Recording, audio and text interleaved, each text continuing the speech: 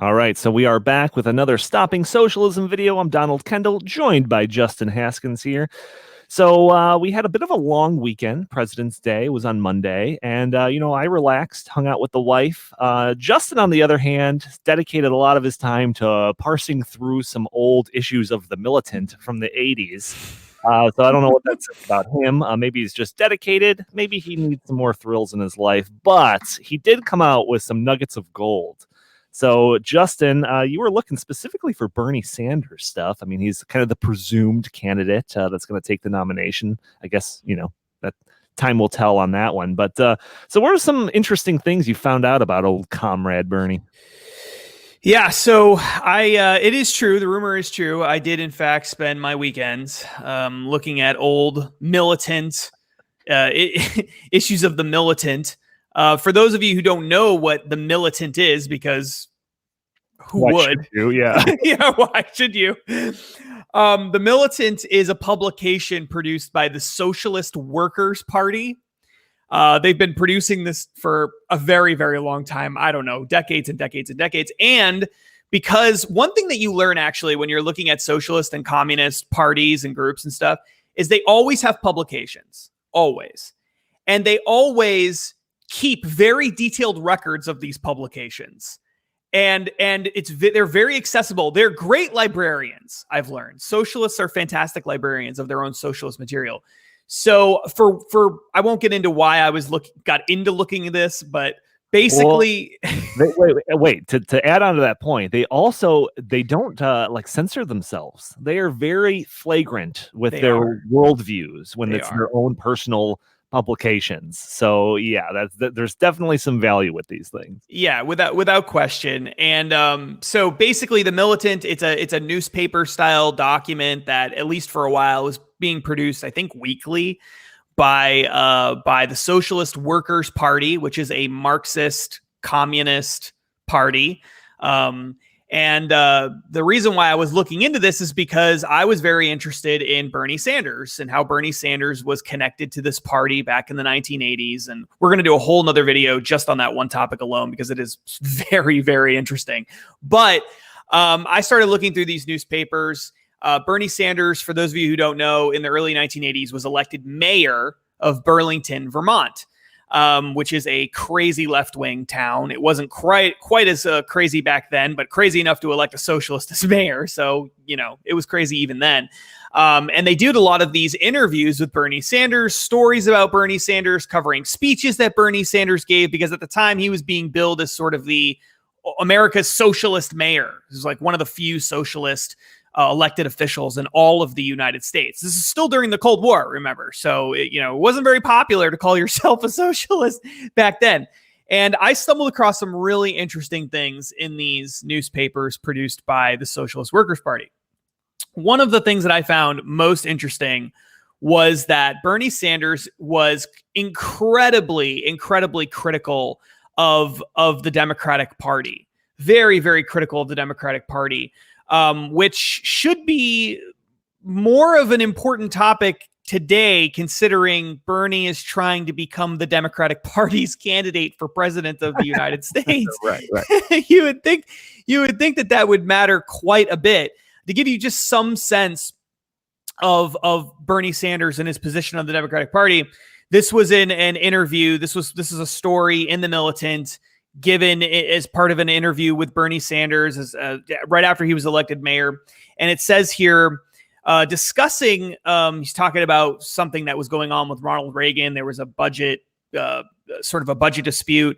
And he's talking about this and how the Democrats were running Congress at the time. And it says, discussing this, Sanders assailed the Democrats for teaming up with Reagan on the cutbacks. They're caving into Reagan, he said, because they think that's what the voters want. And they're wrong, he declared. They're wrong. They're misjudging this garbage about people don't want government. Of course, people want government to do something for them, but they don't want the kind of government they've been getting. He added, I think most people understand there aren't two parties, that there's just one party called Republicrats or Democans or whatever you want to call them. So Then he talked about why it was important to bring about socialism and how socialism and getting a third party is important for this exact reason. So very, very, very critical of the Democratic Party throughout many of these articles. Hmm. Yeah, I can get on board with them on some of that. I'll criticize the Democratic Party as much as the next guy. So what else did you find out? Well, first off, question: did he call himself a democratic socialist back in this when these publications were written? So interestingly, I don't think so. Um, He did talk a lot about how his brand of socialism, and maybe we'll do a whole video just on how he sort of labels himself a socialist and what sure. democratic socialism is. But going back to that point in time, he was very adamant that the key to winning this debate long term, the key to all of this is not running away from the term socialist. Call yourself a socialist, he said. Don't run away from it. Where he, from a very early on, though, he made it very clear. How you do this is you immediately explain, I am not an authoritarian. I support democracy. So he wasn't calling himself a democratic socialist, but he was saying, I'm a socialist. Yeah. I don't like authoritarianism. I like democracy. That was how he was sort of presenting himself in the early 1980s. So we see a little evolution of the term. Instead of that, sentence and a half, some marketer is just like, why don't you just say democratic socialist? Okay, that's interesting. Exactly. Something new about exactly right. Bernie. All right, so what else did you find out sifting through these old dusty papers? There were a lot of I have really a interesting. Yeah, go ahead. I have a vision of you. You didn't do this online, did you? Like you were like digging around some old like library like basement, dusting these things off. You'd like to believe that. No, unfortunately, I was just sitting at my computer. It was Continue. not as. Although I will say, I've heard that when Bernie Sanders retired as mayor of Burlington, Vermont, I think he sort of thought his political career was over, and he donated all of his papers to the University of Vermont. And I would love to go to the University of Vermont and dig up those old handwritten Bernie Sanders papers. That is a field trip and a half. Man, I think we have to plan on doing. I know. I really want us to do that. So someday we're going to try to do that. So one of the other things that I came across was that Bernie Sanders was a big supporter of this communist socialist workers party. Of course. And again, we're going to get into that, but one of the things that he talks about, which is really incredible for why he supported this communist party, was that he was really enamored with their views on foreign policy, which in and of itself is really crazy. But one of the things that he pointed to is their quote defense of the Cuban Revolution. Okay, so this is directly from a militant newspaper article. It says in 1980, Sanders supported Socialist Workers' Party presidential candidate Andrew Pulley. Mm-hmm. He was one of 3 electors for the SWP ticket on the Vermont ballot, meaning Bernie Sanders was. In a press release, I believe, during the presidential race, Sanders said, quote, I fully support the SWP, the Socialist Workers' Party's continued defense of the Cuban Revolution, their opposition to FBI harassment, and their involvement in the struggles of minority groups around the country. These were the main reasons why he was supporting this presidential candidate. Mm-hmm. The Cuban Revolution. Now, I want you to think about this. The Cuban Revolution did not happen in the 1980s. It happened well before that. So he's talking about the continued Cuban Revolution. This was a socialist concept in the 1980s that they used this idea of a continuous revolution in Cuba. Yeah. He's talking about, of course, Fidel Castro. And Fidel Castro and his brother and their regime ruling over the Cuban people in the 1980s. This is incredible that he would say this is one of the selling points. This isn't a downside to this. Is one of his key reasons for why he actually was supporting them. I mean, really, really disturbing stuff. While Cubans were fleeing on boats and rafts to come to the United States, Bernie Sanders was looking across the water and saying, I really like what they're doing over there. I like that. Crazy. And that's not even the craziest thing that you found, right? No. I mean, we did a very short video kind of touching on this, but let's get into it a little bit more in depth. He had some pretty unkind words when it came to our men and women in blue, right? Yeah. So right after he became mayor, the militant did this really long interview with Bernie Sanders. The title of the article was "Vermont Socialist Mayor: A Special Interview." And in it, they talk about all kinds of different things. They talk about Ronald Reagan and how terrible he was. They talk about independent voters and class discrimination and all sorts of different things, dissatisfaction among different classes, budget cuts and that kind of stuff. And one of the things they get into is police. Now, what you have to understand is that in a lot of these socialist materials, especially from the Socialist Workers' Party, they're very critical of police. They view the police as sort of this tool of capitalist authoritarianism. Right. Which is really interesting because the police, of course, are run by the government. So I don't know why they take that position, but they do. And you see that all the way up till today, right? Yeah, the jackboot stormtroopers of the authoritarian government. Exactly. And so one of the things that he's actually in this weird position where he's almost defending or making excuses for why the police voted for him, because he received a lot of support from the police. And this is actually viewed almost as a negative thing. That's at least the tone. And so explain, justify this, Bernie. Exactly. If you're such a good socialist, why do the police like you so much? Explain that one. Exactly, which is kind of the tone of this. So this is Bernie Sanders talking here, and then what it will do is it will go into the author editorializing, and then it'll be a direct quote again. So he's talking about police support, and it says Bernie goes, "We've got cops here who are good trade unionists on all the regular trade union issues, and who also have a concern for young people. Probably the major crime problem we have in the city is with young people. They," and then in brackets says the police, "see the futility of arresting poor kids all the time," which I guess is what police do. "And they want to get involved in some of the projects which we're," meaning Bernie Sanders, "beginning to dent the surface on." Sanders added that he knows that some police forces, and this is a direct quote from Bernie, "are dominated by fascists and Nazis." And then it's ... So we don't know what Bernie said right after that. And then it goes on for more Bernie Sanders quotes. "But on the other hand," still Bernie talking, "here we have a police force, and we may well have our bad eggs too. But I don't consider these guys who are making $10,000 a year as my enemies, as much as they may offend certain people in the left-wing movement." And that's the end of the quote. So really, really bizarre, strange stuff. Yeah, the thing about it, well, first off, he's basically has to apologize for having like police union support, which is revealing of like the faction that's really holding him up as their savior. Exactly. The other thing that I was thinking about with all of these things is, well, first off, when you see the pictures of him, he looks identical to what he looks like. I don't think he's aged a day.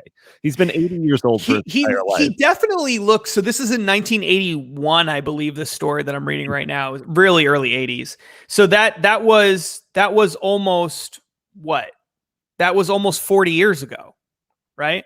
Yeah. And the pictures of him look like he's 60 something years old. Right. Without question.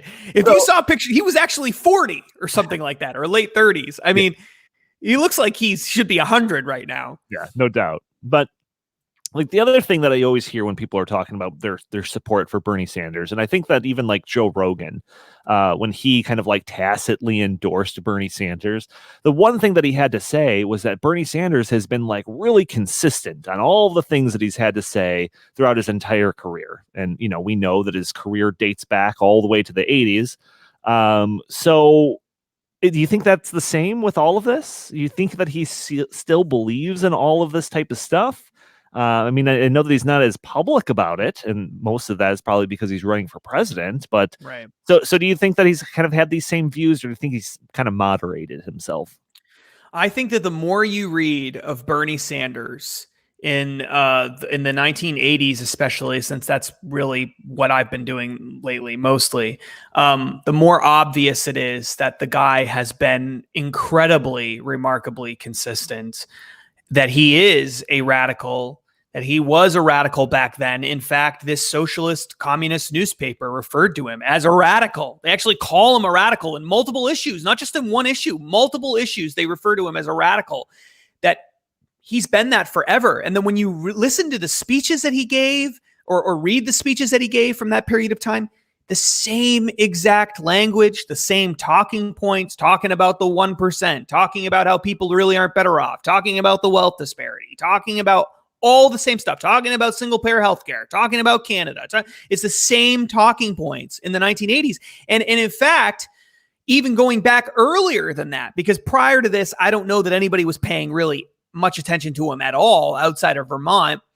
He had run for Congress a couple of times and stuff like that under this under this party called, I think it was the Liberty Union Party, if I remember right. Liberty was in the name of it, which I thought was incredibly ironic. And Bernie Sanders himself describes this Liberty Union Party as a socialist party. So now we're going all the way back to the 1970s. And in one of these interviews he gives, he says something to the effect of, my opinions have basically been, I'm fighting for the same things now as I was when I was in my 20s. That's what he says, in his 20s. Okay. So now we're going back. He's 80 he's like 80 years old right now, right? Or something like that. He's like 83 or something. Right. So his 20s is 60 years ago. 60 years ago. So this guy has been a socialist for 60. And I want people to understand this. This is so important. When Bernie Sanders says, I'm a socialist, and then everybody looks at that and says, well, yeah, but democratic socialist, that just means what they're doing in Scandinavia or whatever. We've talked about this 1,000 times. Those are not socialists. He does not mean what they're doing in Scandinavia, because he's been calling himself a socialist since deep into the Soviet Union era, deep into the Mao's China era. He was preaching socialism when socialism meant Mao's China, Soviet Union, Cambodia, like all that crazy stuff. Yeah. He was calling himself a socialist back then. Now he was saying, I'm not an authoritarian. Yeah, that's true. But that's what he means. He's a Marxist, communist, socialist. That's who he is. And everybody that wants to pretend that he's not is ignoring the massive amount of historical data that shows the opposite to be true. You know, that's probably a good place to end this video. And this is the type of really deep diving content that you're going to get from Stopping Socialism. Not everybody is going to dig through old shoeboxes full of old newspapers from the military or whatever in the 80s. So you've got to come to us for this type of stuff. And obviously, as Bernie Sanders continues his journey to becoming the nominee for the Democratic Party's presidential candidate, we're going to be following him, and we're going to be trying to dig up even more stuff on him. So if you are interested in this and joining us in this crusade to stop socialism, feel free to follow us on all the different social medias. Facebook for sure. Find us on YouTube. We even got an Instagram account. So if you're interested, subscribe and follow us on all of those things, and stay tuned for more videos like this.